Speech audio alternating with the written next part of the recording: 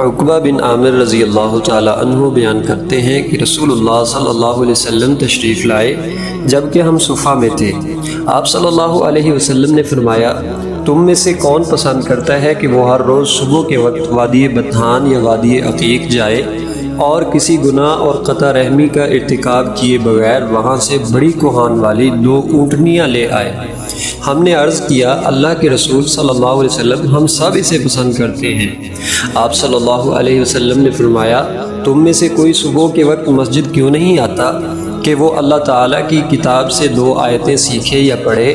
تو یہ اس کے لیے 2 اونٹنیوں سے بہتر ہے، اور 3 آیتیں اس کے لیے 3 اونٹنیوں سے، اور 4 سے بہتر ہیں، اور وہ جتنی زیادہ ہوں گی وہ اتنی ہی اونٹنیوں سے زیادہ بہتر ہوں گی۔ اس حدیث مبارکہ سے معلوم ہوتا ہے کہ قرآن مجید کی چند آیات بھی سیکھ لینا دنیا کے خزانوں اور مال سے اللہ تعالیٰ کے ہاں افضل اور بہتر ہے۔